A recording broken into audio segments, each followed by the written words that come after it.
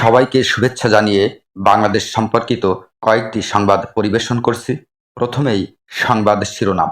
ইসলামী ব্যাংকের ৮ কর্মকর্তা বরখাস্ত, সাবেক মন্ত্রী ডক্টর দীপু মনি গ্রেপ্তার, রেমিট্যান্সের পালে হাওয়া।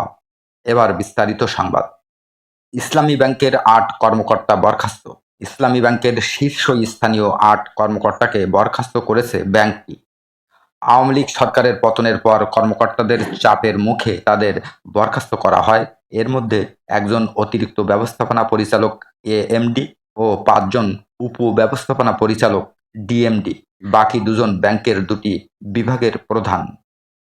বরখাস্ত হওয়া কর্মকর্তাদের সবাই এস আলম গ্রুপের মালিক সাইফুল ইসলামের ঘনিষ্ঠ বলে জানা গেছে।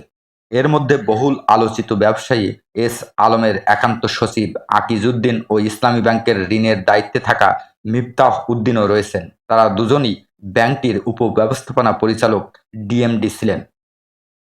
সরকার পতনের পর থেকে ব্যাংকটিকে এস আলম ও পটিয়া মুক্ত করার আন্দোলন করছেন ব্যাংকের কর্মকর্তারা। ব্যাংক সূত্রে জানা গেছে, বরখাস্ত হওয়া কর্মকর্তাদের মধ্যে রয়েছেন অতিরিক্ত ব্যবস্থাপনা পরিচালক জে কিউ এম হাবিবুল্লাহ, উপব্যবস্থাপনা পরিচালক মোহাম্মদ আকিজ উদ্দিন, মোহাম্মদ সাব্বির, মিফতাহ উদ্দিন, কাজী মোহাম্মদ রেজাউল করিম ও মোহাম্মদ আবদুল্লাহ আল মামুন।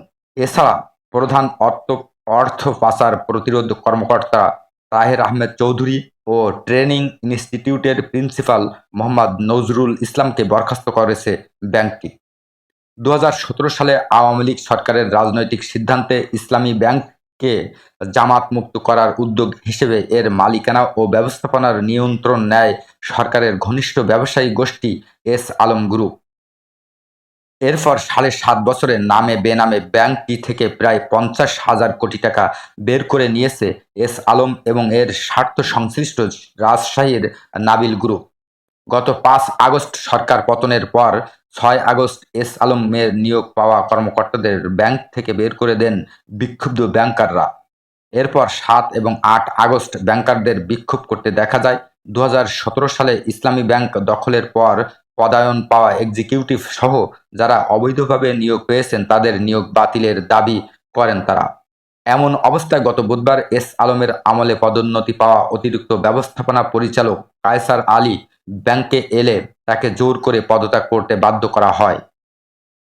কর্মকর্তারা ইসলামী ব্যাংকের পর্ষদ পুনর্গঠনের মাধ্যমে ব্যাংক থেকে লুটেরাদের বের করে দেওয়ার দাবিও জানান। এদিকে সাবেক মন্ত্রী ডাক্তার দীপু মনি গ্রেপ্তার। রাজধানীর বারিধারা ডিওএইচএস এলাকা থেকে সাবেক সমাজ কল্যাণ মন্ত্রী ডাক্তার দীপু মনিকে গ্রেপ্তার করেছে ঢাকা মহানগর পুলিশের গোয়েন্দা বিভাগের একটি দল। সোমবার সন্ধ্যায় তাকে আটক করা হয় বলে নিশ্চিত করেছেন ডিবির একজন ঊর্ধ্বতন কর্মকর্তা। নাম প্রকাশ না করার শর্তে ওই কর্মকর্তা আরও বলেন, দীপু মনিকে মিন্টো রোডের ডিবি কার্যালয়ে নেওয়া হচ্ছে। তবে কোন মামলায় তাকে আটক দেখানো হয়েছে তা এখনও জানা যায়নি। বৈষম্য বিরোধী ছাত্র আন্দোলন চলাকালীন গত ১৮ জুলাই চাঁদপুর জেলা বিএনপির সভাপতি শেখ ফরিদ আহমেদ মানিকের বাড়িতে হামলা, ভাঙচুর, লুটপাট ও অগ্নিসংযোগের ঘটনায় সাবেক মন্ত্রী দীপু মনি ও তার বড় ভাই ডাক্তার জে আর ওয়াদুদ টিপুকে হুকুমের আসামি সহ ১২০০ জনকে আসামি করে মামলা করা হয়েছে। গত ১৫ আগস্ট এই মামলাটি দায়ের করেন চাঁদপুর পৌর যুবদলের যুগ্ম আহ্বায়ক ও শহরের বাগদি রোড হাওলাদার বাড়ির বাসিন্দা কালু হাওলাদারের ছেলে আব্দুর রাজ্জাক হাওলাদার। দীপু মনি আওয়ামী লীগের যুগ্ম সাধারণ সম্পাদক। তিনি এর আগে পররাষ্ট্র ও শিক্ষা মন্ত্রণালয়ের মন্ত্রী হিসেবেও দায়িত্ব পালন করেছেন।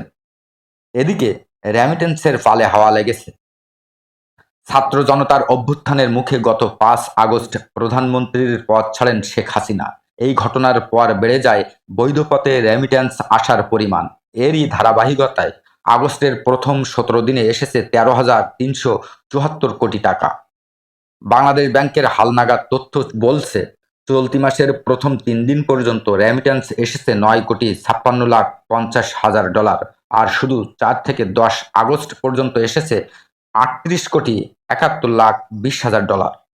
বাংলাদেশ ব্যাংক আরও বলছে, আগস্টের প্রথম ১৭ দিনে বৈধ পথে রেমিট্যান্স এসেছে ১১,৪২,২০,০০০ বাংলাদেশি মুদ্রায়, যার পরিমাণ ১৩,৩৭৪ কোটি টাকার বেশি। এ সময়ে রাষ্ট্র মালিকানাধীন ব্যাংকগুলোর মাধ্যমে এসেছে 15,29,00,000 ডলার। বিশেষায়িত দুই ব্যাংকের মধ্যে এক ব্যাংকের মাধ্যমে এসেছে প্রায় 3,77,00,000 ডলার। বেসরকারি ব্যাংকের মাধ্যমে এসেছে 94,14,00,000 ডলারের বেশি। আরও বিদেশি ব্যাংকগুলোর মাধ্যমে এসেছে 21,25,00,000 ডলার। উল্লেখ্য, সদ্য বিদায়ী শেখ হাসিনা সরকারের প্রতি অনাস্থা প্রকাশ করে হুন্ডিতে টাকা পাঠানোর ঘোষণা দিয়েছিলেন প্রবাসীরা। এতে হঠাৎ কমে যায় রেমিটেন্সের গতি। তবে সরকার পতনের পর সেই চিত্র পাল্টে গেছে। রেমিটেন্সের ফালে হাওয়া লেগেছে। বৈধ পথেই রেমিটেন্স আসছে হু হু করে। আজকের সংবাদ এখানেই শেষ করছি।